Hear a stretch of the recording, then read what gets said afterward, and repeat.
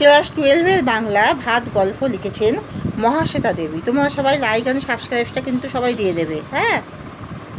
আচ্ছা, এবার বলছি। মহাশ্বেতা দেবী লিখেছেন, তাদের এখানে উৎসব হলো মূল কেন্দ্রীয় চরিত্র। উৎসবের বাড়ি হচ্ছে সুন্দরবনী বাদা অঞ্চলে।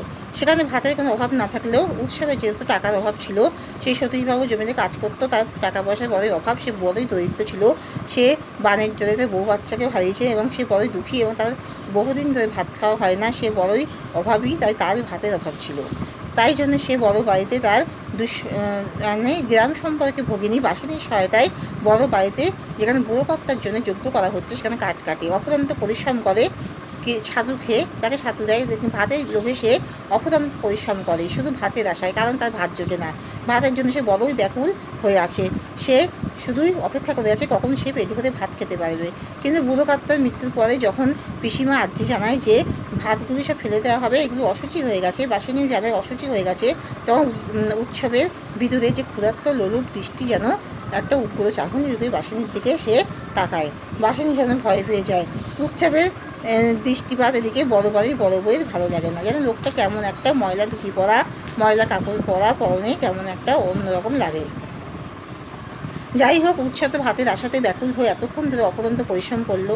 যখন সে জানলো যে সে ভাত সব ফেলে দেওয়া হবে, তখন সে মনে মনে একটা পরিকল্পনা করলো। সে নিজেই বললো ভাত সব ফেলতে যাবে বলে বড় ভাতের পেতলে ডেকচি নিয়ে সে ছুটে চলে গেল স্টেশনে, এবং সেখানে সেই ক্ষুধার জ্বালায় কাতর হয়ে সব ভাত খেয়ে সেখানেই ঘুমিয়ে পড়লো।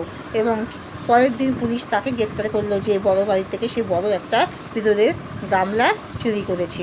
এখানে উৎসবের ভিতরে যে ক্ষুধার্ত, মানে তার যে ব্যাকুলতা, ক্ষুধায় যে ব্যাকুলতা, কাতরতা, সেটাকে সে আটকাতে পারলো না। সে এতটাই ক্ষুধায় ব্যাকুল হয়েছিল যে সে একটা মানুষ খেতে পাচ্ছে না, বড় বাড়িতে সব ভাত ফেলে দেওয়া হচ্ছে, এদিকে সে না খেয়ে ক্ষুধার জ্বালায় জ্বলছে। তখন সে নিজের ক্ষুধাকে আয়ত্তে আনতে না পেরে সেই ভাত খেয়ে নিজের প্রাণটাকে বাঁচালো, নিজের তৃপ্তি পেল। এইভাবে এখানে ভাত গল্পকে কেন্দ্র করে যে এতটা হাহাকার, এতটা যে করুণ মুহূর্ত যে ফুটে উঠেছে, তাই জন্য ভাত গল্পটিও নামকরণের সার্থকতা লাভ করেছে। তাহলে এখানে আমি বিষয়বস্তু বললাম আর নামকরণটা তোমাদেরকে বুঝিয়ে দিলাম। এখানে উৎসব খুবই গরিব, দরিদ্র এবং তার ভাত জোটে না। ভাতের জন্য সে বড়ই হাহাকার করে। তার ভাতের জন্য ব্যাকুল হয়ে সে যখন এতটাই বড় বাড়িতে কাজ করলো, হাড় ভাঙা খাটুনি খাটলো, সারাক্ষণ কাঠ কাটলো, শুধু ভাতের আশায় সে অপেক্ষা করেছিল সেই সময় কখন আসবে, সে দুটো ভাত খাবে, তার প্রাণটা জুড়াবে। কিন্তু যখন বুড়োকর্তার মৃত্যুর পরে যখন পিসিমা সব ভাত ফেলে দেওয়ার কথা বলল, আর পিসিমা ডাকাতের সন্ন্যাসী কাকে বলেছিল সেটা বলো তো? ডাকাতের সন্ন্যাসী বলেছিল ওই যে ডাক্তারবাবু এসেছিলো তাকে। এবার বুড়োকর্তার মৃত্যুর পরে যখন সব ভাত ফেলে দেওয়ার আর্জি করলো, তখন ভাতের জন্য ব্যাকুল কাতর উৎসব নিজেকে সামলাতে না পেরে ভাতের ডেকচি নিজেই নিয়ে চলে গেল এবং স্টেশনে সে ভাত খেয়ে নিজের প্রাণটা বাঁচালো। তাই জন্য এই ভাতকে কেন্দ্র করে যে এই হাহাকার, এই যে করুণ মুহূর্ত ফুটে উঠেছে, তার জন্য এই লেখক এর নাম দিয়েছেন ভাত গল্প। তোমরা সবাই কিন্তু লাইক আর সাবস্ক্রাইবটা দিয়ে দাও।